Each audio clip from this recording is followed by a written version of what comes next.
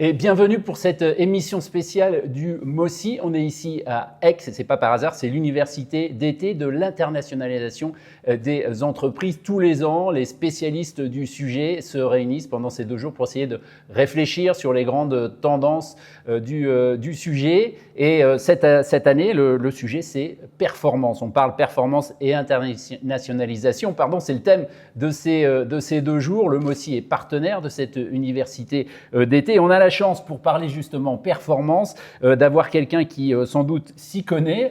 Pierre-Antoine Dussoulier, merci beaucoup. Vous êtes le cofondateur et CEO de IBAN First.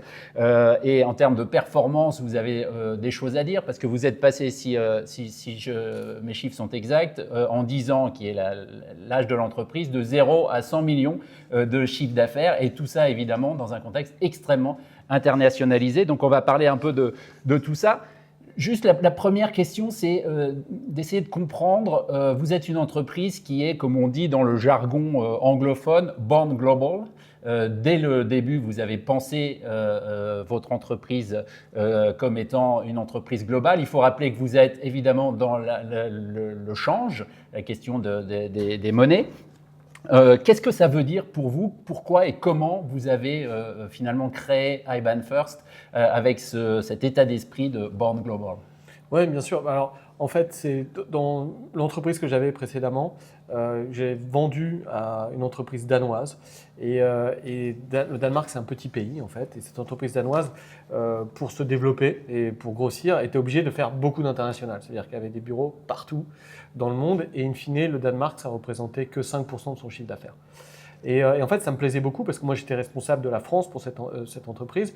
Et en fait, ça me plaisait d'être dans cet univers de l'international, de travailler avec mes collègues danois, mais aussi avec les collègues de tous les autres pays où on était. Et ça m'a permis de beaucoup apprendre et aussi d'avoir beaucoup de liberté. C'est ça que je trouvais génial, en fait. C'est-à-dire que moi, j'étais que responsable de la France. Bon, après, et puis aussi d'autres pays.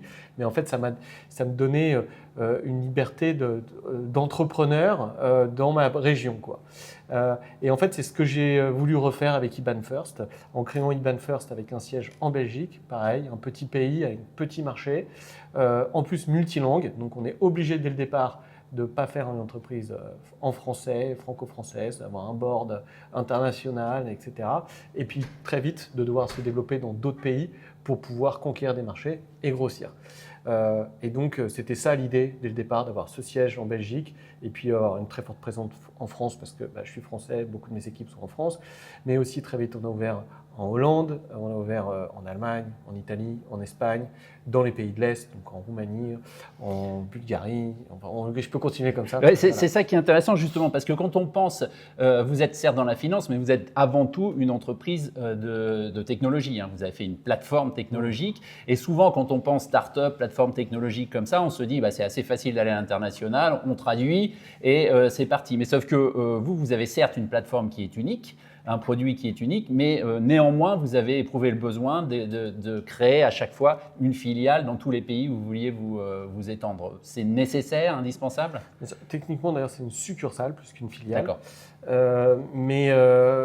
Et en fait, oui, parce que c'est la même plateforme, c'est la même technologie partout, c'est le même agrément aussi, parce que notre activité est une activité où il faut un agrément. Et c'est un agrément qui vient de Belgique, on a pu passeporter dans toute l'Europe. Mais en local, il nous faut des équipes commerciales, il nous faut des gens pour pouvoir développer l'activité en local. Donc c'est pour ça que c'est tout le temps la même recette. En local, une équipe commerciale dans chaque pays, mais qui vend la même solution qui est développée en centrale. Et Europe seulement, parce que le reste du monde, c'est trop compliqué ou... Pour le moment, Europe seulement, plus l'Angleterre qui devient le reste du monde aussi, parce que c'est pareil, c'est un nouvel agrément qu'il faut maintenant depuis le Brexit. Mais comme l'Angleterre, c'est un pays très porteur pour nous, parce que les Anglais ont la livre sterling et pas l'euro, donc toutes les PME en Angleterre quasiment ont un besoin de change, donc c'est un marché très porteur, mais c'est un marché aussi très différent in fine, parce que du coup là, il nous faut un autre agrément. C'est la même technologie, mais un autre agrément. Alors, dernière question, vous avez, en passant de 0 à 100 millions, comme on l'a dit tout à l'heure, vous ne l'avez pas fait gratuitement, vous avez beaucoup brûlé de cash, vous avez levé beaucoup d'argent. Ça veut dire que finalement, quand on parle de performance, disons française ou européenne à l'international, c'est quand même possible d'arriver à créer des boîtes avec suffisamment de financement pour pouvoir, comme ça, pendant aussi longtemps, avant d'arriver à la profitabilité, ce qui est le cap que vous avez passé maintenant, d'avoir suffisamment de financement pour pouvoir passer ces caps-là et brûler du cash aussi longtemps. Parce que c'est une des critiques qu'on entend souvent, ou des handicaps qu'on cite souvent sur la France en particulier et l'Europe en général, face par exemple aux États-Unis. On n'a pas assez d'argent à investir. Vous avez trouvé un moyen de le faire. Oui, j'ai trouvé un moyen de le faire, mais en fait, en France, c'est quand même possible, hein, mais c'est possible souvent, malheureusement, jusqu'à un certain niveau. C'est-à-dire que maintenant, on a un très bon écosystème pour les sociétés en amorçage ou les sociétés qui vont faire des séries A, des séries B. Mais dès qu'on passe ça, en fait, ça devient beaucoup plus compliqué parce qu'il faut des tickets qui sont plus gros et trouver des fonds d'investissement qui sont prêts à financer des sociétés qui sont encore à risque, hein, souvent parce qu'ils ne sont toujours pas EBITDA positifs, mais qui sont en forte croissance. Dans l'écosystème européen et français, c'est plus difficile à trouver. Donc il faut souvent se tourner vers des financeurs américains, malheureusement. C'est eux qui ont des dollars. Merci beaucoup.